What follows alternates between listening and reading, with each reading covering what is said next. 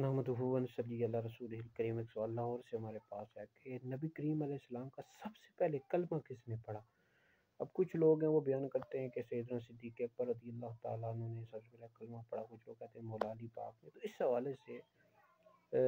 احناف کا کیا موقف ہے اور اہل سنت کا اس حوالے سے کیا نظریہ ہے؟ دیکھیں، اس حوالے سے مختلف اقوال ہے اور اس حوالے سے مختلف روایات ہیں، جیسے کہ مصنف ابن ابی شیبہ میں حدیث موجود ہے، اول من اسلم ابو بکر، کہ سب سے پہلے جس شخص نے کلمہ پڑھا نبی کریم علیہ السلام کا، وہ پہلے خلیفہ راشد امیر المومنین حضرت سیدنا ابوبکر صدیق رضی اللہ تعالیٰ عنہ۔ اور مسند احمد بن حنبل میں حدیث موجود ہے کہ سب سے پہلے جنہوں نے کلمہ پڑھا وہ مولا علی پاک رضی اللہ تعالیٰ عنہ ہے۔ اور فضائل صحابہ للامام احمد میں ہے کہ سب سے پہلے جس ہستی نے کلمہ پڑھا نبی کریم علیہ السلام کا، حضرت سیدہ خدیجہ الکبریٰ رضی اللہ تعالیٰ عنہا ہے۔ اور معجم کبیر میں حدیث موجود ہے کہ سب سے پہلے جنہوں نے کلمہ پڑھا وہ آزاد کردہ غلاموں میں وہ حضرت سیدنا زید بن حارثہ رضی اللہ تعالیٰ عنہ ہیں۔ تو اس حوالے سے اب چونکہ مختلف روایات ہیں، یہ دیکھیں، چاہے اسکول کا نصاب ہو، جو اسکول میں کتابیں پڑھائی جاتی ہیں، یہ بھی اللہ کا شکر ہے ہم نے ساری کتابیں پڑھی ہیں، ایم اے تک ایم فل تک، دینی ہو تو الحمدللہ ہم عالم مفتی ہیں، تو سب میں جو اہل سنت کا اس حوالے سے نظریہ لکھا ہوا ہے احناف کا، تو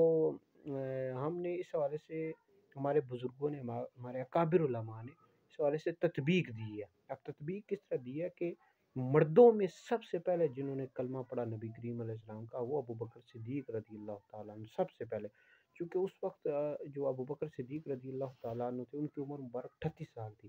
اور نبی کریم علیہ السلام نے جب اعلان نبوت کیا تو آپ کی عمر مبارک 40 سال تھی۔ تو مولا علی پاک رضی اللہ تعالیٰ عنہ کی عمر اس وقت 6 یا 7 سال تھی۔ بچوں میں سب سے پہلے آپ نے کلمہ پڑھا ہے، عورتوں میں سب سے پہلے حضرت خدیجہ ہے، اور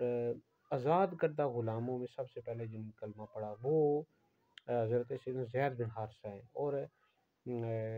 جو غلام تھے ان میں سب سے پہلے جنہوں نے کلمہ پڑھا حضرت سیدنا بلال حبشی رضی اللہ تعالیٰ عنہ۔ تو یہ کوئی عقیدے کا مسئلہ نہیں ہے کہ اس میں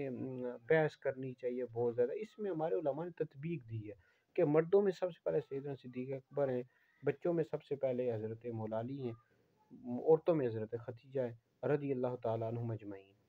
تو اس کو باعث نظار نہیں بنانا چاہیے اور نہ ہی لڑنا جھگڑنا چاہیے۔ تو کچھ لوگ ہیں ویسے اس حوالے سے مختلف بحثیں کرتے رہتے ہیں۔ البتہ جو اہل سنت و جماعت کا عقیدے کے حوالے سے مسلک ہے وہ یہ ہے کہ انبیاء علیہ السلام کے بعد جو سب سے افضل ذات ہیں حضرت ابوبکر صدیق رضی اللہ تعالیٰ عنہ ہے، پھر حضرت عمر ہے، پھر حضرت عثمان ہے، پھر مولا علی پاک رضی اللہ تعالیٰ عنہ اجمعین ہے۔ تو